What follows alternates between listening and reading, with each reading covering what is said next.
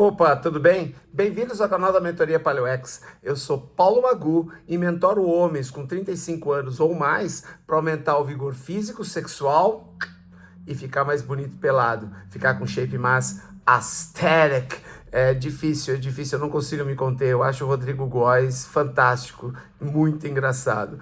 Se você me ouve falar de vez em quando com um jeito diferente, procura no YouTube o canal Rodrigo Góes. É um cara fantástico, ele fala muito de treinamento natural, musculação natural, e ele tem uma forma muito peculiar de abordar esse assunto com ciência, tá bom? E o que a gente vai fazer hoje também é abordar esse assunto com dados históricos e dados de ciência. Esse é um vídeo que eu tive um pouco mais de trabalho para fazer. Por quê? Porque quanto maior é o paradigma, maior é o número de dados que você precisa apresentar para que as pessoas consigam se desapegar de crenças, sejam elas familiares, religiosas ou sociais, ou mesmo crenças históricas, que é o que a gente vai comentar aqui. O que a gente vai falar hoje é sobre um grande equívoco que ocorreu na história da humanidade. Houve motivos geográficos para isso, houveram motivos políticos para isso, mas o que a gente precisa é encontrar soluções. E eu espero que no final do vídeo a gente consiga pelo menos encontrar soluções individuais para combater as consequências deste erro que provavelmente durante muitas décadas não tem como solucionar no aspecto mundial, numa abrangência geográfica mundial, tá bom? Antes de começar, dá o teu like no vídeo se você gostar. Se você já acompanha meus vídeos e gosta, já dá o teu like agora para não esquecer, né? Ou então dá um dislike se você não me curte e gosta de ouvir meus vídeos só para refutar, você pode dar o dislike também. Se inscreve no canal, porque se inscrevendo no canal, você considera a possibilidade de que este conteúdo esteja engajado com mais pessoas e que mais pessoas possam ver e, quem sabe, aproveitar esse conteúdo que trata sempre estilo de vida do homem e treinamento físico específico para os homens, tá bom? Bom, iniciando esse vídeo, a biologia, a disciplina biologia, já nos provou que nós somos uma consequência da evolução dos seres vivos, que nós não saímos do nada, não surgimos do nada, que nós somos, na verdade, uma consequência da evolução do ecossistema mundial ao longo de milhares de anos e que, em algum ponto, surgiu, como evolução desses seres vivos, surgiu a espécie Homo sapiens, que é a espécie humana dominante hoje e a única espécie humana hoje no planeta. Por que hoje? Porque a arqueologia, que é uma outra disciplina, já nos mostrou também que nós somos uma das espécies humanas que sobreviveu ao tempo. Quando o Homo sapiens surgiu, ele ainda convivia com 4 a 5 espécies de seres humanos diferentes. E eu não estou falando de etnias diferentes, estou falando de espécies diferentes. Desde os neandertais, que são os mais conhecidos, que conviveram com os Homo sapiens, até o Homo erectus, o Homo florensensis, o Homo neanderthalis, né, que é os que são os neandertais, os chamados neandertais, e algumas outras espécies, o homem de Naledi, os desinovanos das tundras soviéticas, das tundras russas. E por que eu estou dizendo tudo isso?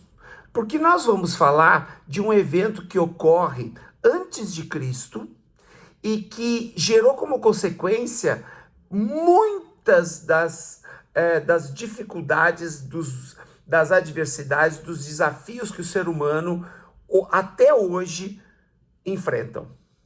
Nós vamos falar de agricultura e pecuária.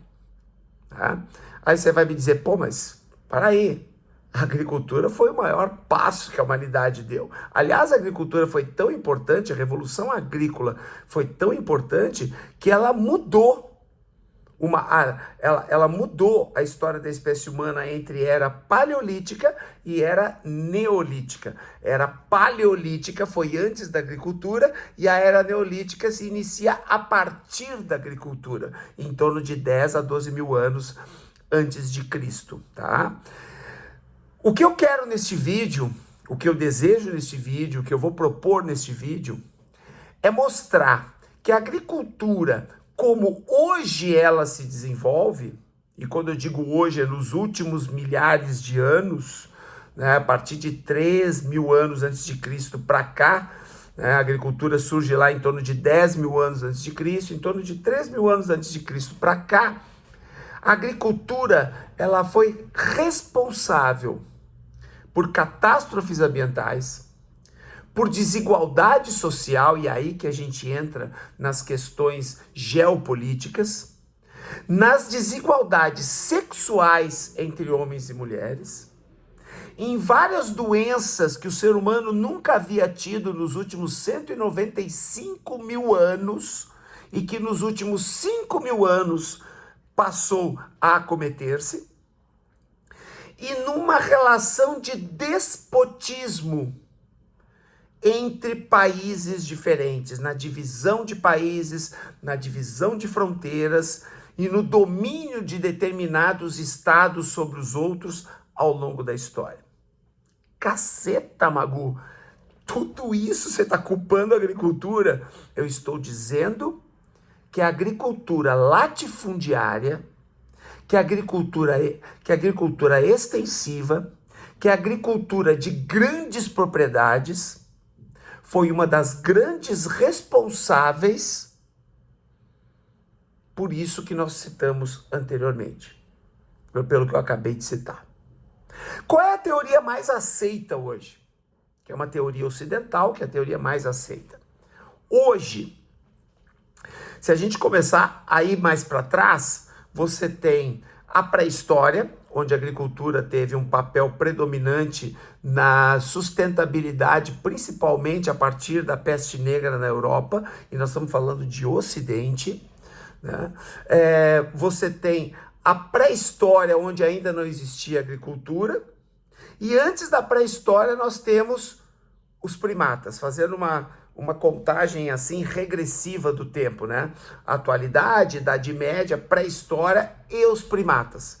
Os primeiros primatas e os primeiros primatas que passaram a andar de forma bípede, passaram a andar com 2 patas, né?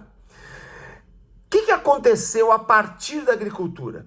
O que acontece a partir da agricultura no período e no início do período neolítico, já com a espécie Homo sapiens, porque se pressupõe que foi a espécie Homo sapiens que iniciou a agricultura. Você passa a ter abundância de alimentos, essa é a teoria mais aceita, você passa a ter abundância de alimentos, você passa a aumentar a inteligência humana, no sentido de que com mais alimentos você tem mais inteligência e passa a desenvolver mais ferramentas de trabalho, e não somente de trabalho, mas também ferramentas de guerra. Você passa a ter mais bens materiais, devido ao fato de que você tem uma expectativa de vida maior, você tem um tempo livre maior, você tem uma expectativa de vida, e quando eu falo expectativa de vida é longevidade, você passa a viver mais, e com isso, ao longo da vida, você tem muito mais energia, porque você é muito mais bem alimentado. Essa é a teoria mais aceita. E como era no passado, dentro dessa teoria? No passado, a gente vivia de caça e coleta, né? Você saía no início da manhã para caçar, homens e mulheres que não caçavam faziam parte da coleta de alimentos vegetais e plantas silvestres, raízes, plantas silvestres. Você não tinha repouso, porque você estava o tempo inteiro sendo acossado por predadores, o tempo inteiro buscando comida. Você vivia em luta territorial constante, e a revolução agrícola chegou para salvar a humanidade disso tudo, que ocorreu lá em torno de 12 mil anos atrás. E algumas teorias ainda sustentam que a agricultura é responsável pelo período renascentista, pelo período de criação artística, dos seres humanos. Como se arte não existisse antes do período neolítico. Como se arte já não existisse na pré-história. E a arqueologia prova isso. Foi responsável pela música. Como se a evolução humana ao longo do tempo já não migrasse para a inteligência que nós temos hoje.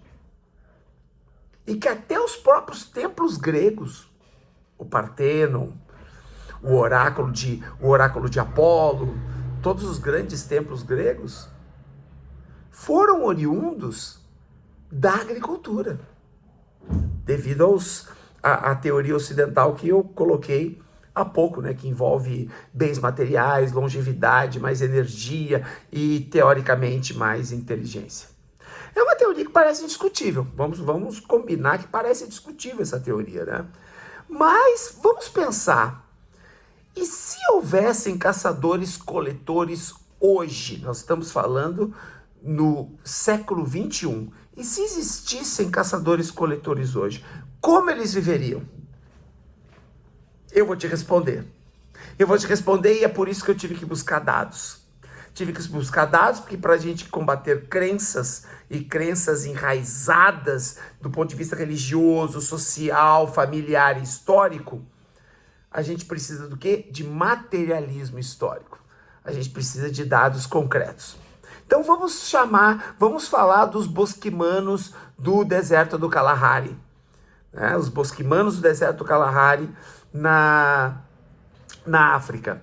São nômades, caçadores-coletores do século XXI, que dispõem de 12 a 19 horas semanais de trabalho. Trabalho na era pré-histórica ou trabalho para os caçadores-coletores significa o tempo que você coleta e o tempo que você caça, porque até então todos os animais eles trabalham para se alimentar, né? Então a caça e a coleta faz parte do trabalho dos seres humanos e naquela época. E os bosquimanos significa pessoas que moram em bosques, né? Em pequenos bosques ali na região do deserto do Kalahari. O deserto do Kalahari é cercado de bosques e esses bosquimanos são pessoas que vivem nos bosques. Esses bosquimanos eles dispõem de 12 a 19 horas semanais com o objetivo de obter comida. Nós estamos falando de menos de 20 horas semanais de trabalho. Já os nômades Hadza da Tanzânia, também na África, que também são comunidades de tribos nômades caçadoras-coletoras, elas usam no máximo 14 horas semanais para obtenção de comida. 14 horas semanais de trabalho. Significa que trabalham muito menos do que nós. Do que eu, do que você, do que talvez não do que o seu gestor. Talvez o seu gestor trabalhe um pouco menos do que isso. Mas é bem provável que se você trabalha para alguém ou se você trabalha como autônomo e sobrevive desse seu trabalho, você deve trabalhar um pouco mais do que isso por semana. 14 horas semanais seriam 3 horas por dia, em torno de 3 horas por dia, né? Considerando que não havia final de semana nessa época e para esses nômades atuais também não tem final de semana. Quando eu procurei esses dados fazem parte de um documentário, né? Nesse documentário é perguntado a um deles por que eles não aderiram à agricultura, se a agricultura, teoricamente, faria eles trabalharem menos para ter mais alimento. A resposta de um deles foi, eu vou ler aqui porque a resposta é literal. A pergunta foi essa, né? Por que eles não aderiram à agricultura, já que em volta deles existem propriedades agrícolas? E aí eles responderam, por que nos esforçarmos mais se existem tantos alimentos onde vivemos?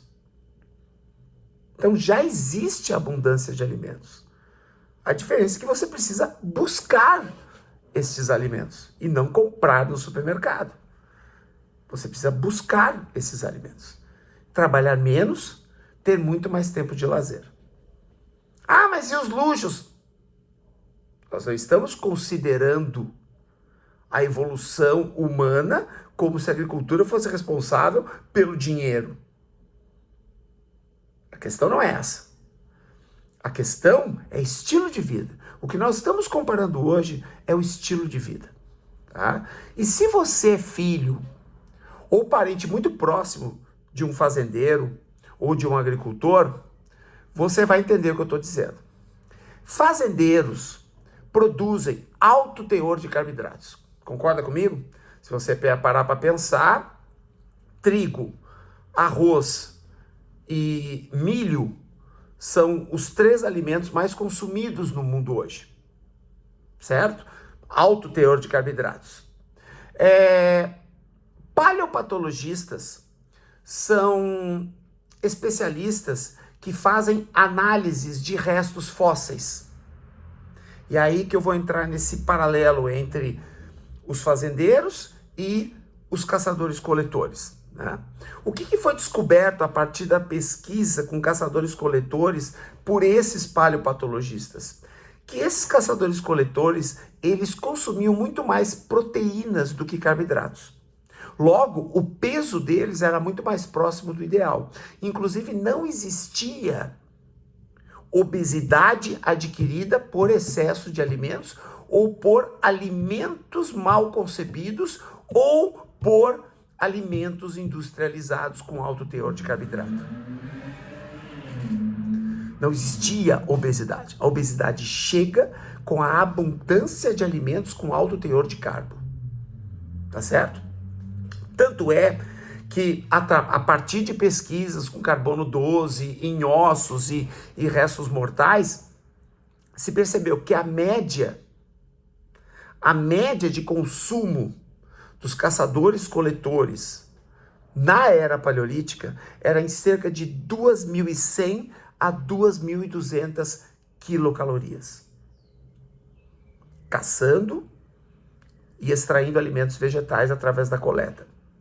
Sendo que desse número, 2.100 a 2.200 quilocalorias, entre 90 e 100 gramas vinham de proteínas. Para você hoje ingerir 100 gramas de proteína diária,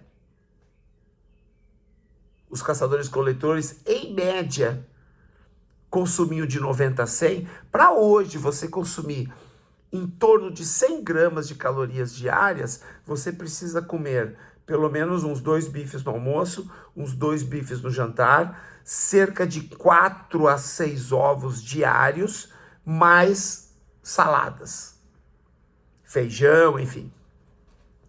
Então você precisa ingerir bastante carne, ovos e alimentos vegetais, hortaliças, verduras e legumes. A sua alimentação é composta dessa forma, diária. Isso significa que os caçadores-coletores, eles se alimentam melhor do que a imensa maioria da população mundial. Esses caçadores-coletores hoje se alimentam de forma mais saudável e com muito mais riqueza de alimentos do que nós que compramos, em última instância, né, num último degrau da cadeia produtiva, nós compramos dos agricultores. E eu não estou falando da agricultura familiar, tá, pessoal? Que quando você fala em trigo, em arroz, em milho e em soja, você não está falando da agricultura familiar. Você está falando de grandes proprietários de terra. De proprietários de terra que devastam florestas para produzir esses alimentos. Legal?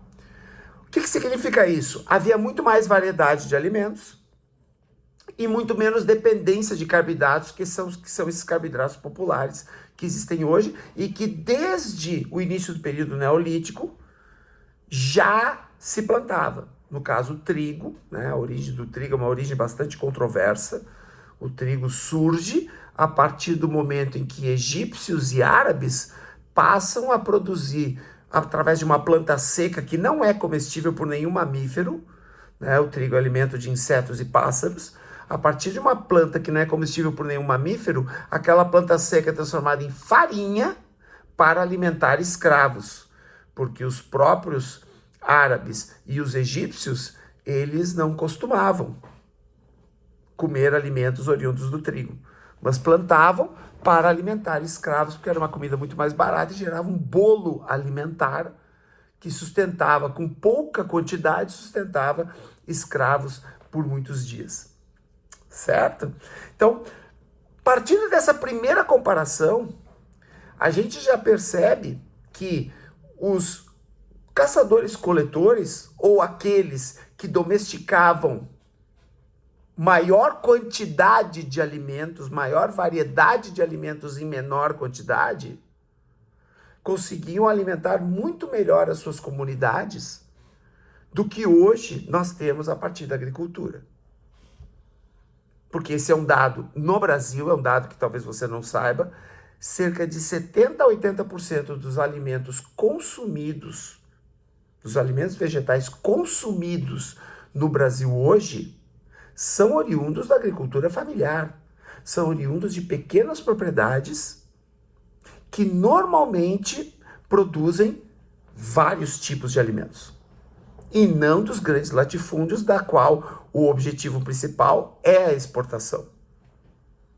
Esses alimentos todos, quando você vê aquela grande plantação, e você diz, nossa, como o Brasil produz alimentos, esses alimentos, a maioria deles não vem para cá, não vem para nossa mesa. Eles são alimentos de exportação.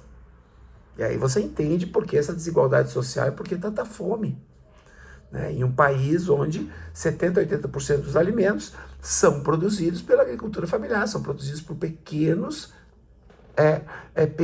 produtores agrícolas. Agora vamos para outro assunto, porque a ideia é tentar gerar dados, certo? Imunidade. A teoria também diz que a partir do momento que você se alimenta mais, você tem uma imunidade maior. Então vamos lá. Pesquisas ocorridas na Grécia e na Turquia com fósseis de seres humanos comparados de 11 mil anos atrás e de 3 mil anos atrás. 11 mil anos atrás ainda a agricultura era muito incipiente em pontos remotos no mundo, e com 3 mil anos atrás a agricultura já era popularizada, já estava disseminada em todos os continentes do planeta. O que se descobriu? Que os fósseis que têm 11 mil anos de caçadores-coletores eram oriundos de homens que tinham, em média, 1,79 m e de mulheres que tinham, em média, 1,67 m. Já os fósseis de 3 mil anos atrás, e nós estamos falando 1000 anos antes de Cristo,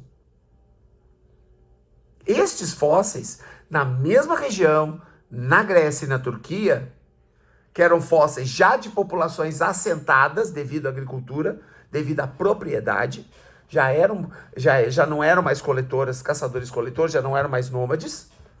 A altura média na mesma região, já com a agricultura estabelecida, assentados, era de 1,61 m para homens, ou seja, mais baixo que as mulheres de 11 mil anos atrás, e as mulheres na altura de 1,52 m, em média. Mas como isso, se a gente só vê a altura aumentando nas últimas décadas? Sim, devido à medicina e devido à tecnologia, nos últimos 300 anos a gente vem tendo uma lenta recuperação na altura média. Uma lenta recuperação. Mas devido à medicina e à tecnologia. Não devido aos alimentos que nós consumimos de uma forma geral no mundo inteiro. Porque pessoas que têm mais condição financeira tendem a se alimentar melhor. Mas pessoas que têm condições financeiras mais precárias, e aí nós incluímos 70%, 80% da população mundial, que são pessoas que fazem conta no fim do mês, São pessoas que não compram o que querem no supermercado, compram muito mais o que precisam do que o que desejam. Estas pessoas, elas não têm a oferta que tem pessoas que fazem parte de uma casta social mais elevada. E o que isso tem gerado ao longo das décadas?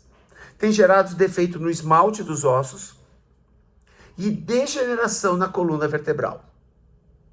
O que os paleopatologistas têm descoberto ao longo de 3.000 anos para cá, e nós continuamos falando do mesmo lugar da Grécia e da Turquia, é que os seres humanos de lá para cá, eles têm cada vez mais degenerações na coluna vertebral.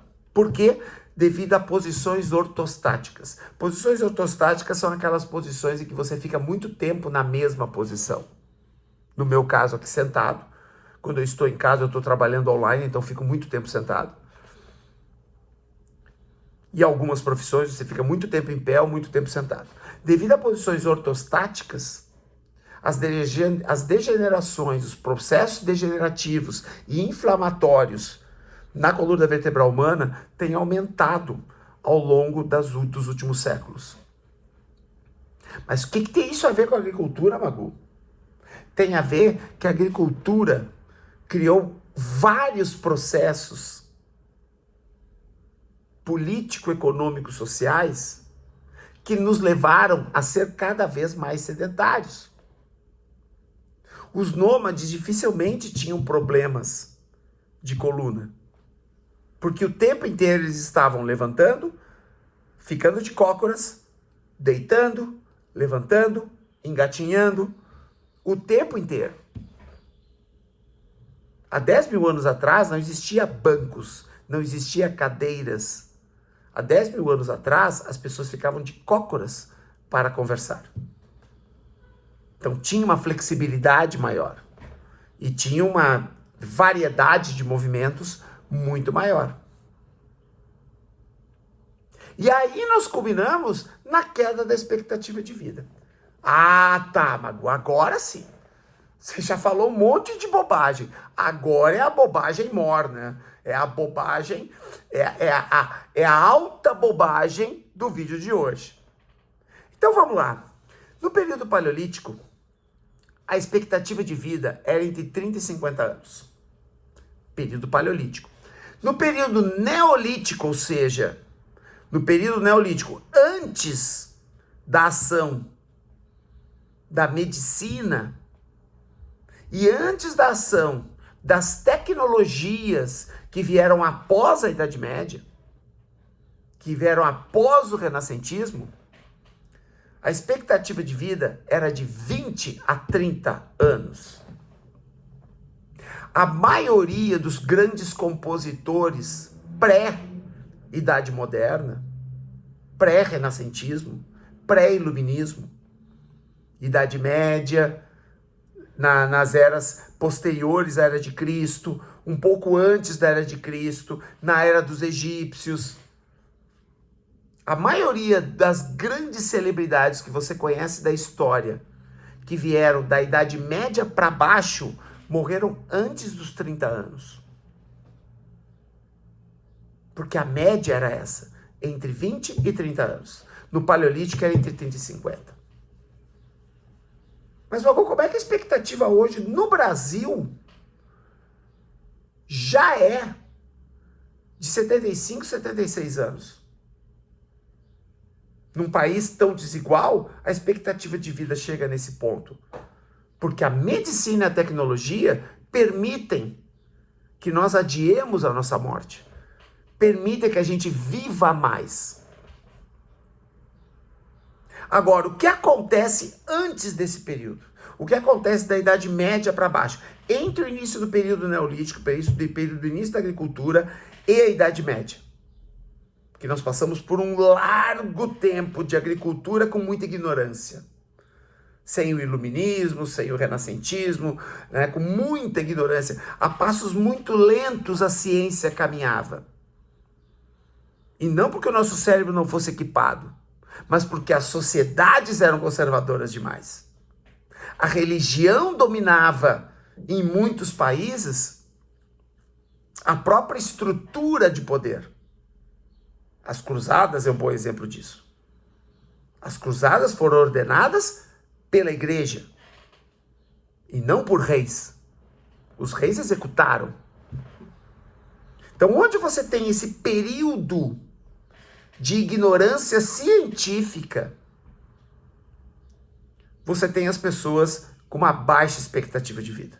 Foi a medicina, a tecnologia, a ciência e a ciência moderna que passam a aumentar a expectativa de vida de nós, seres humanos, de nós, homo sapiens. Já por outro lado, a agricultura tem um aumento populacional gigantesco, justamente por causa dos assentamentos.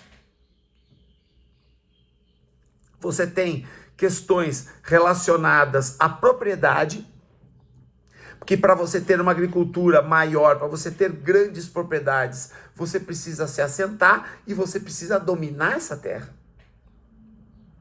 E a partir daí se criam os exércitos, a partir daí se criam os reinos, a partir daí se criam os impérios, a partir daí se criam as guerras. Porque até então você tinha pequenas lutas regionais por domínio territorial.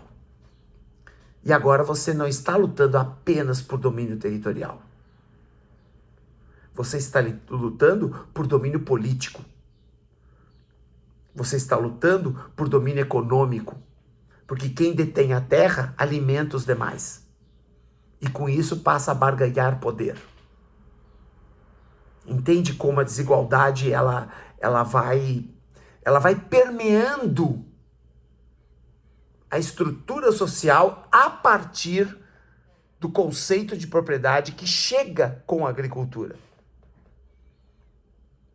E que é doutrinada pelas religiões. E eu estou colocando todas de uma forma geral. Não somente as religiões abramistas, né, o islamismo, o cristianismo e o judaísmo. Estou colocando todas elas no mesmo pote. Porque todas as religiões foram doutrinadas por pessoas. E pessoas dentro de um contexto histórico e dentro de interesses históricos. A partir desse aumento populacional, você tem um aumento da quantidade de alimentos, porque a agricultura se mostrou ao longo da história o aumento dessa quantidade de alimentos per capita em todo o planeta. Porém, com dois problemas. Baixa qualidade, porque são alimentos que são poucos alimentos que são consumidos em larga escala. Então você tem menos variedade do que na era paleolítica. E também você tem menos quantidade.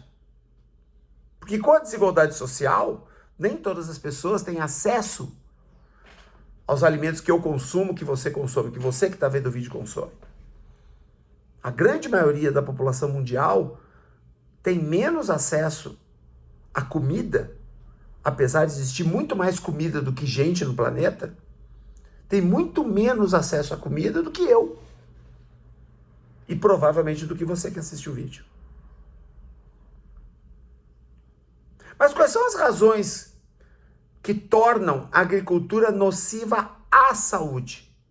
Porque agora sim, né? Nós vamos falar de agricultura relacionada à saúde. Porque até então nós falamos da agricultura relacionada a outros aspectos. As consequências históricas da agricultura. Calma. Eu não estou dizendo que nós devemos acabar com a agricultura. Nós vamos chegar lá. Né? Mas antes disso, comenta. Vai comentando. Eu vou te responder. Eu respondo todos os comentários que são feitos. Eu vou te responder. E se você está curtindo esse vídeo, ou não está curtindo esse vídeo, e quer me detonar ainda mais, compartilhe esse vídeo com pessoas que venham me detonar. Porque existem aí, são várias vertentes, e o que eu estou falando aqui é baseado em dados. E desses dados sai a minha opinião. Mas é uma opinião embasada, porque opinião sem informação é mentira ou alienação. Quais são as razões que fazem da agricultura ser nociva à saúde? Bom, a primeira, dieta pobre. Porque você tem praticamente toda a alimentação do mundo baseada em trigo, arroz e milho. E a soja? A soja também. Mas a soja ela não é consumida in natura. Né? A soja ela é consumida processada. A maior parte da soja consumida no mundo ela é processada, que também dá origem a diversos alimentos processados e ultraprocessados. Então, essa é a primeira razão que torna a agricultura um equívoco para a nossa saúde. Nós temos uma dieta pobre, ao invés de uma dieta mais variada. Na maior parte do mundo e principalmente nos grandes centros urbanos. Segundo, o risco de fome. Sim, a agricultura gera o risco de fome, porque a agricultura depende, e eu estou falando sempre da agricultura latifundiária, tá, pessoal? Eu estou falando da agricultura de grande porte, da agricultura que desmata hectares e hectares e hectares para plantar um alimento só. É dessa agricultura. Essa é a maior agricultura que existe no mundo. Apesar da maior parte dos seres humanos, e particularmente dos brasileiros, serem alimentados pela agricultura familiar, esses alimentos que eu disse, trigo, arroz e milho, eles são distribuídos para o mundo inteiro. E a maior parte da população menos abastada do planeta consome alimentos dessa origem. O risco de fome, porque a agricultura defende aspectos climáticos. Um ano em que a sazonalidade pirou, você já não consegue colher, e tem acontecido cada vez com mais frequência, devido ao próprio desmatamento, que, por conseguinte, é ativado também pela agricultura. Então você cria um círculo vicioso que fica cada vez mais, que tem um futuro cada vez mais negro. O aumento das parasitoses, que consequentemente geram mais doenças crônicas, devido à hiperpopulação concentrada em grandes centros urbanos.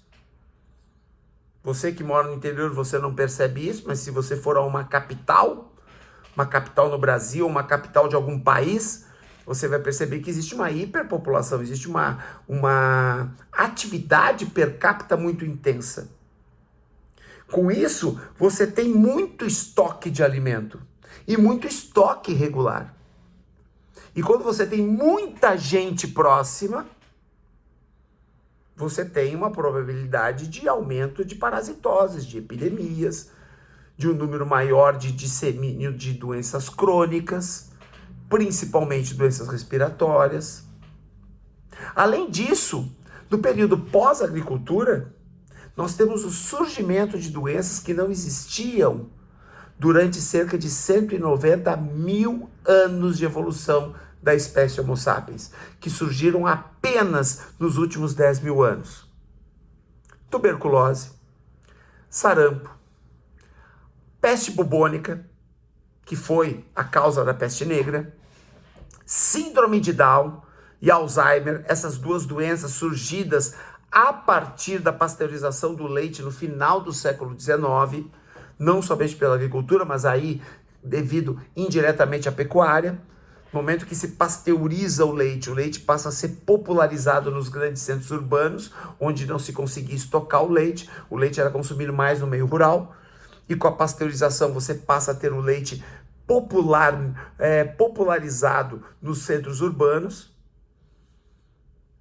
E em meados do século XIX ocorrem os primeiros casos de síndrome de Down e Alzheimer. Aí você pode colocar também a Revolução Industrial como um catalisador dessas doenças também. E diversos tipos de câncer adquirido. Diversos tipos de câncer adquirido, inclusive adquirido por estresse. Tudo isso por causa do conceito de propriedade. Porque o conceito de propriedade gerou os assentamentos, que geraram as cidades, que geraram os países com suas capitais, que geraram a hiperpopulação. Olha a cadeia de eventos que você tem durante esse período. Tudo isso parece muito, mas muito doido.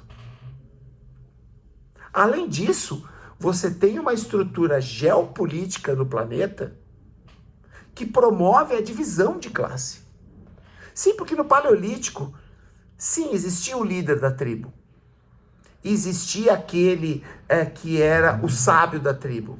Existiam os anciãos da tribo, as crianças, as mulheres, mas existia uma divisão de tarefas muito mais equalitária.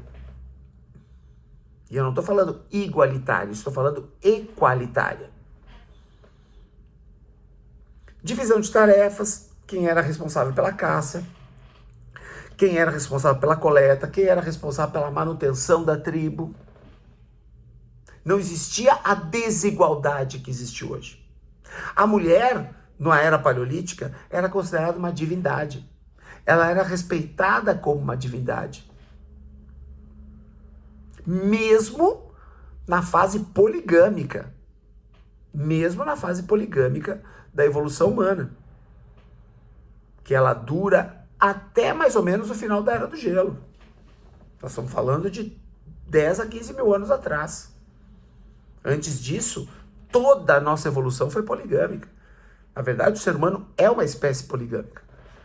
Ela pode ter relações monogâmicas, mas a espécie é poligâmica. O instinto da espécie é poligâmico, nosso cérebro reptiliano nos orienta para a poligamia. E mesmo nessa época, na época da poligamia, a mulher era considerada uma divindade, devido ao seu aspecto reprodutor. E as proles eram mais espaçadas entre os integrantes do grupo, entre as integrantes femininas do grupo, que era em torno de, no mínimo, de 4 em 4 anos. Os seres humanos tinham menos filhos. Diferentemente do surgimento da agricultura, em que, a partir dos assentamentos, naturalmente você tem uma população crescendo muito mais rápido, e não só além disso. As famílias passam a ter mais filhos para ter mais mão de obra herdada, porque com a propriedade você tem o conceito de herança. Então, para você ter mão de obra herdada, para quando você morrer, as pessoas que estão trabalhando ali poderem herdar a tua terra com pessoas do seu sangue, poder herdar a terra, você passa a ter muitos filhos, porque com uma expectativa de vida entre 20 e 30 anos, como eu falei para vocês, não dá para ter um filho, 2 filhos somente. Porque você não passa uma vida inteira para ver o seu filho crescer. Então você precisa ter 2, 3, 4, 5, 6 filhos. Já na era paleolítica isso não era tão necessário, porque a expectativa de vida era maior. Então você poderia ter menos filhos. Ah, mas Magu, mas não existia camisinha, não existia anticoncepcional. Como assim as mulheres tinham menos filhos? Às vezes nós subestimamos um pouco a sabedoria dos nossos ancestrais primitivos, né? Nossos ancestrais primitivos, eles se orientavam pela lua, pelas fases da lua. Vamos considerar que na era paleolítica, onde o estresse era muito menor, você podia ser regulado pela tabelinha.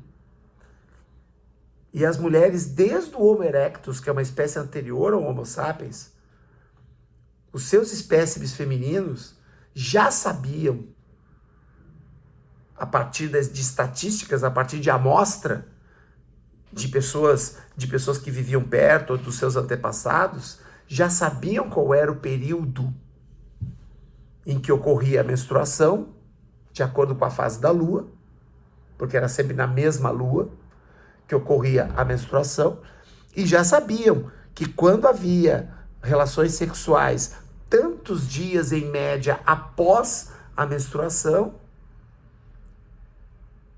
passaram a calcular, ao longo dos milhares de anos, passaram a calcular a época em que se nascia cada espécime da prole, cada espécime daquele núcleo familiar.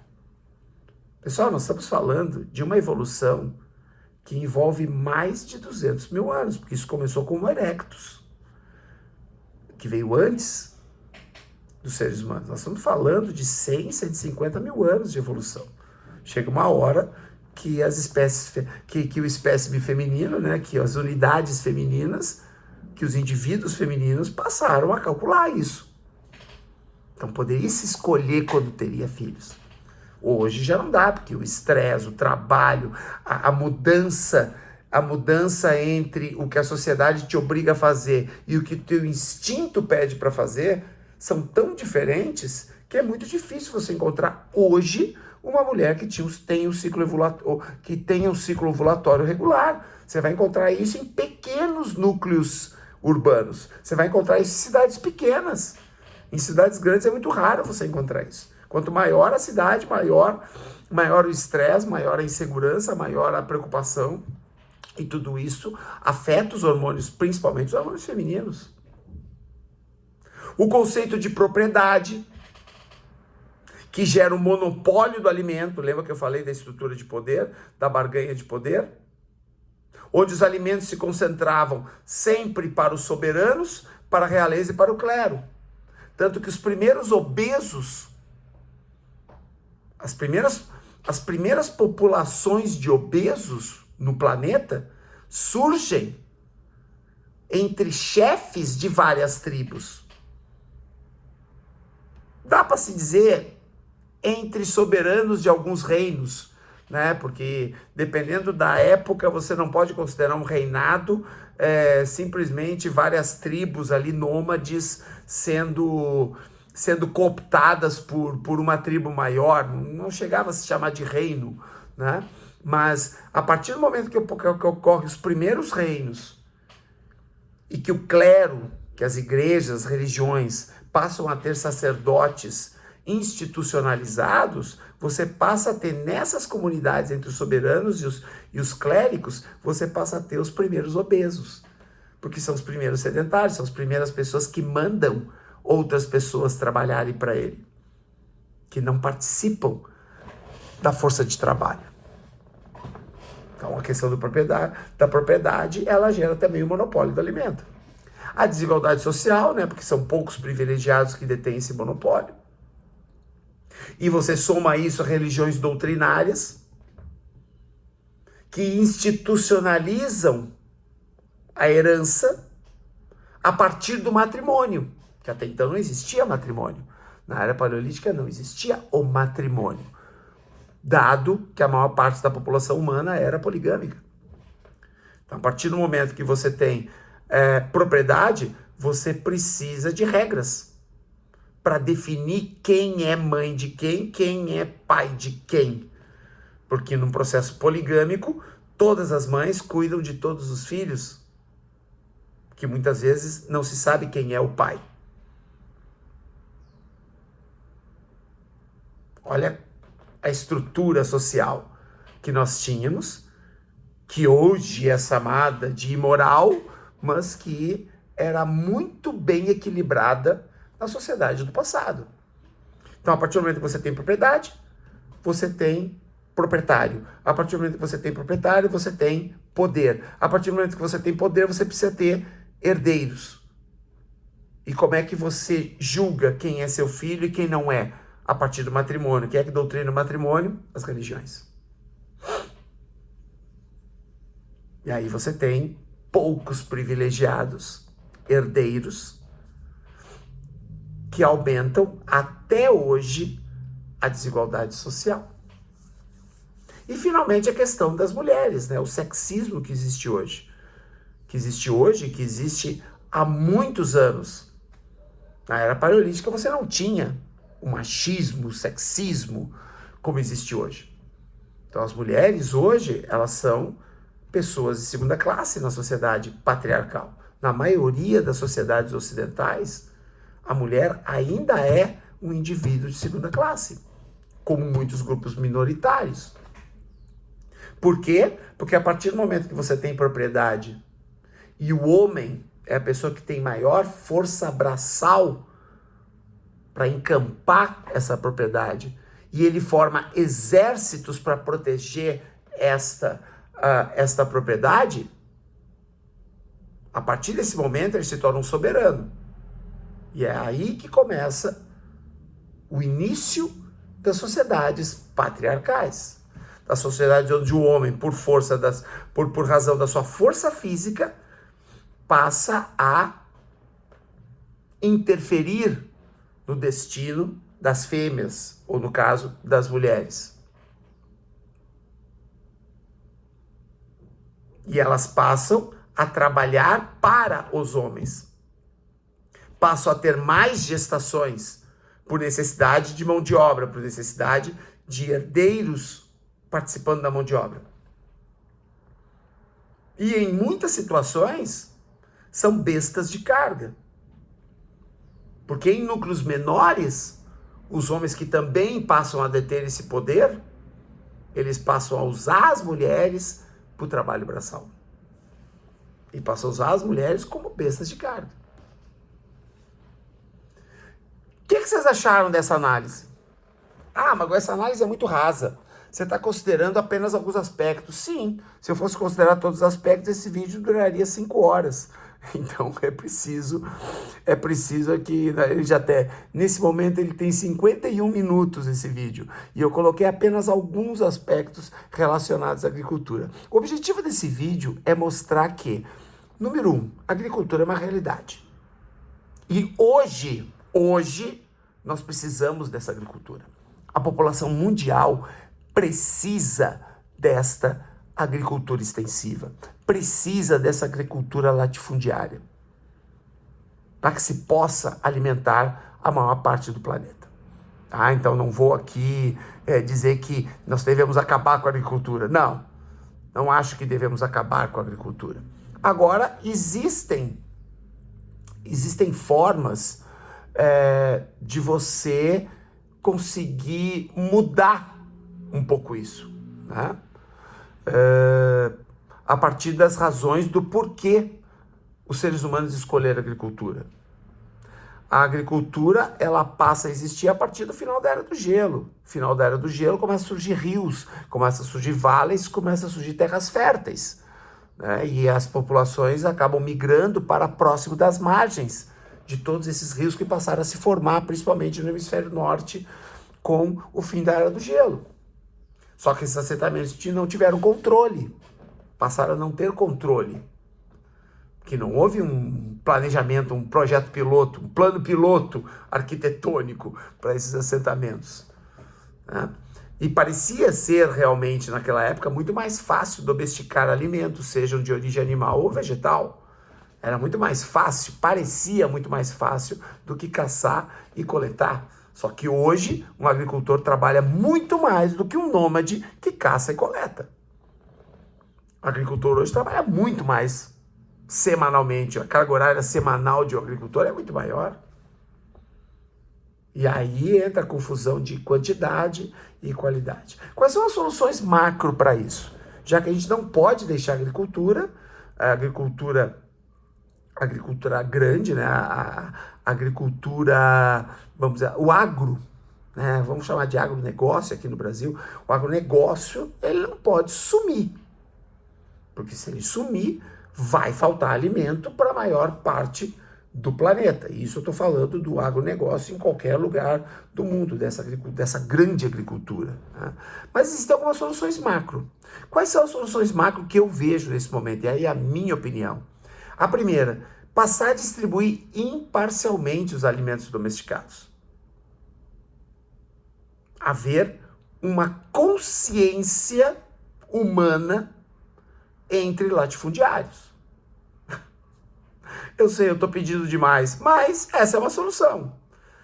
A solução seria que se parasse de pensar em acúmulo de riqueza, porque para você ter conforto financeiro, você não precisa ser rico ou milionário, como muitos latifundiários são, né? Você poderia parar de pensar um pouco em acúmulo de riqueza e passar a pensar um pouco mais em como usar essa riqueza da terra, já que eles vivem muito bem hoje, passar a usar essa riqueza da terra para distribuir melhor esses alimentos.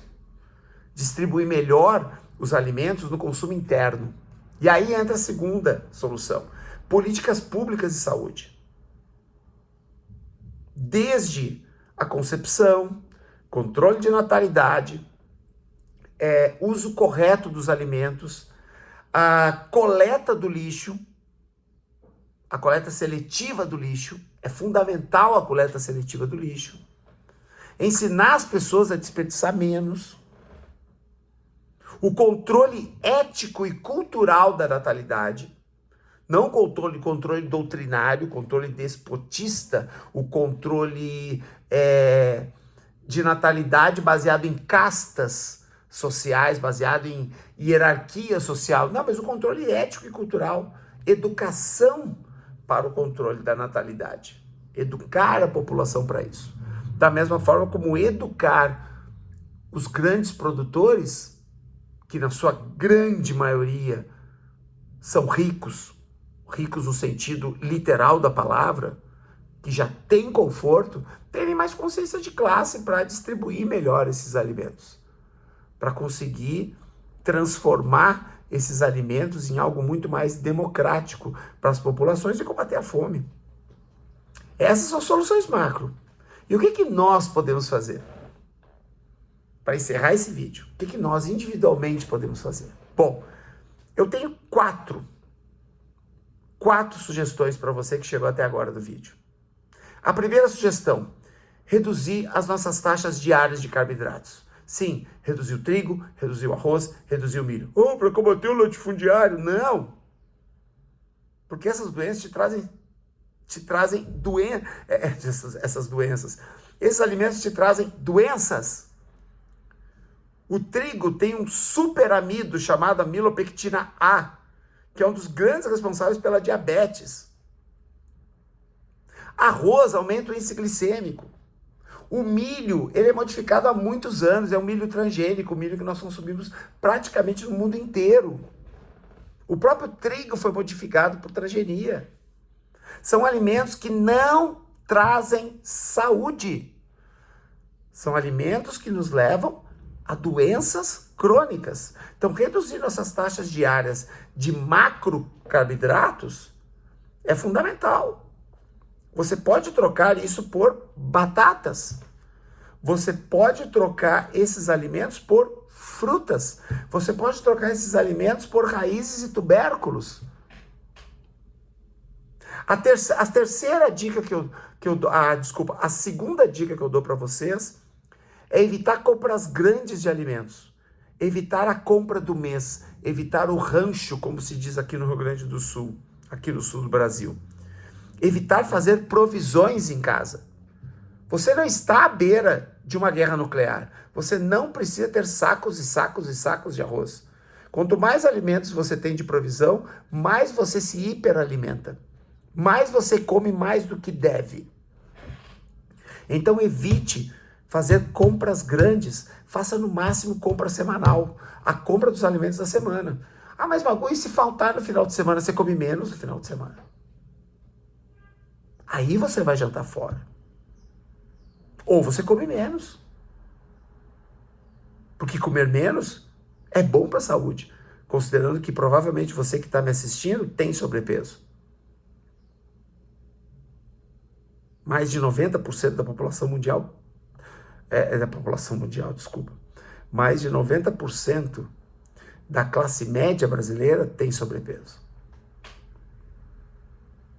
Provavelmente você deve ser da classe média, média baixa, porque a grande maioria, né, das pessoas que consomem o YouTube, que consomem a internet. Então evite grandes compras, evite fazer provisões. O terceiro, priorizar proteínas, vegetais e frutas. De novo, não para combater a mega agricultura, o agronegócio, não para isso, porque é muito mais saudável. Você pode se alimentar mais próximo de como se alimentavam os nômades caçadores-coletores, que tinham um peso muito mais próximo do peso ideal. Eram muito mais fortes e tinham menos doenças crônicas. Morriam por infecção, porque não existiam anti-infecciosos para lesões, quebravam uma perna, torciam o tornozelo, essas coisas, não existia remédio para essas coisas. Mas não tinham tantas doenças crônicas inflamatórias como nós temos hoje. E a minha última dica é comer um prato. Um prato por refeição. Não levar panela para a mesa. Deixa a panela no fogão. Faça a pessoa ter que levantar para ir lá se servir. Não leva na mesa. Se você levar na mesa, você se alimenta mais de uma vez. Acostume-se a comer um prato de comida. Essas são minhas 4 dicas. Gostou do vídeo? Não gostou? É bem provável que você não goste, tá? Porque eu estou lutando contra muitas das tuas crenças, pelo menos da maioria das crenças que as pessoas têm. Mas eu vivo esse estilo de vida. Eu vivo um estilo de vida chamado o homem paleomoderno. Eu desenvolvi esse estilo de vida há mais de uma década, que mudou minha alimentação, mudou meus hábitos diários, mudou meu cotidiano, mudou a minha forma de descansar, minha forma de me recuperar, mudou as minhas relações de trabalho, mudou a minha vida, baseado em 6 pilares do aspecto, 6 aspectos que são os 6 pilares do homem paleomoderno, que são 6 aspectos do comportamento humano. Eu desenvolvi esse estilo de vida. E é por isso que eu estou tentando mostrar um pouco daquilo que eu faço no meu dia a dia para chegar quase aos 60 anos, que é quando eu estou fazendo esse vídeo agora, 56 anos, com uma testosterona de 600 nanogramas. Quem sabe um pouquinho sobre testosterona, sabe o que eu estou dizendo. Dá um Google para você saber do que eu estou dizendo. Quando a média para a minha idade é de 200 a 400 nanogramas. Por que isso? Porque eu tenho todo um estilo de vida que me cerca. E eu era como você. Ou eu era como a maioria daqueles que estão me assistindo. Eu comia e fazia tudo isso que as pessoas fazem. Mas descobri que eu quero viver melhor, morrer um pouco mais tarde, aumentar o meu vigor físico, meu vigor sexual e ficar mais bonito pelado. Espero que você tenha gostado.